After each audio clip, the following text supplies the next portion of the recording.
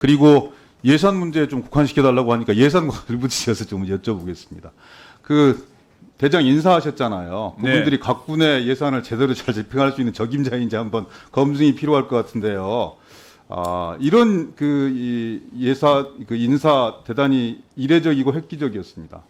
대장 7분이 한꺼번에 다 날아갔고 중장 출신들은 전부 다 대장 합참의장 그리고 각군 총장에 보임했죠. 일부에서는 고질적인 인사적체 시원하게 한 방에 해결했다 이렇게 평가하는 부분들도 있어요. 그런데 이제 한 3가지 지점에서 비판을 하더라고요. 완벽한 문재인 정부 흔적 지우기 아니냐. 두 번째는 왜 호남은 없는 거냐. 호남은 배려하지 않는 거냐. 호남에 사람이 없는 거냐. 호남 소외 인사다. 이런 말씀을 주시고. 세 번째는 신원식 장관 1인 친정체제가 완벽하게 구축된 거 아니냐.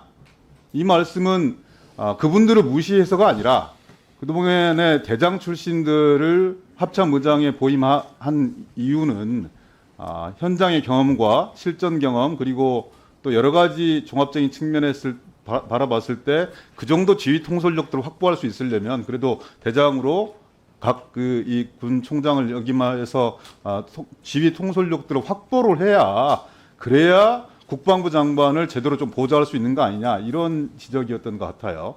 근데 이제 그분들이 역량과 능력은 있겠지만 작전과 전략 분야에서 어찌 보면 그 우리나라의 상당한 평가를 받고 있는 신원식 장관의 독주에 대해서 아니면 일방적인 판단들에 대해서 제대로 된 이 보좌 기능을 할 수 있겠느냐 여기에 대한 의문이 있는 것도 사실이거든요. 이 3가지 문제점에 대해서 뭐라고 답변하시겠습니까?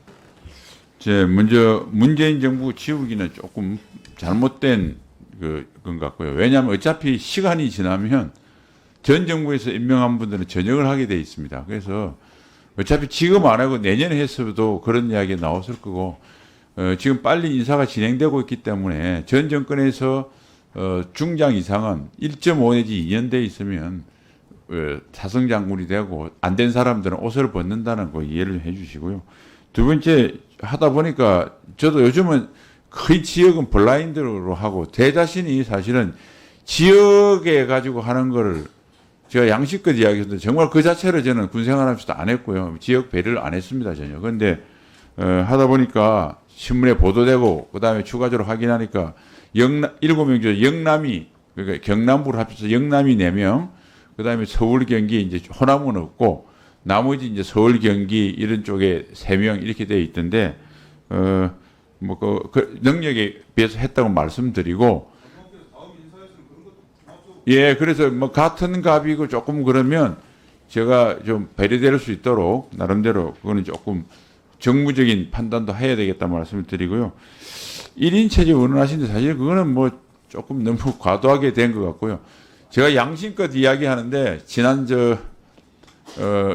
이 받고 가장 큰 제가 일이 사성장군 소위 수뇌부 인사였습니다. 그래서 한 명 한 명 꼼꼼히 보고 그리고 이제 제가 중장으로 전역할 때 제일 서열 1위인 합참의장이 대령이었습니다.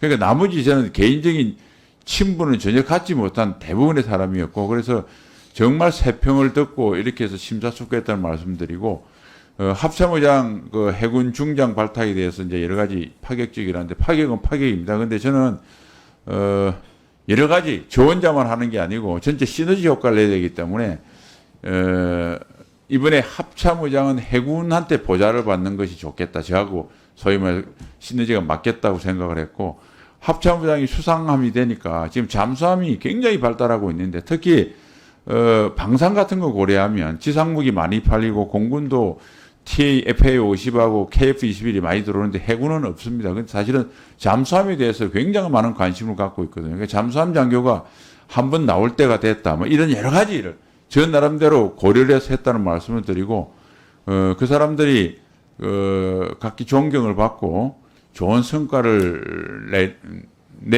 내지 못하면 저 책임인데 제가 낼 수 있도록 열심히 보좌하고 하여튼 최대한 그 능력과 자질을 보고 했다는 말씀을 꼭 좀 믿어주셨으면 좋겠습니다.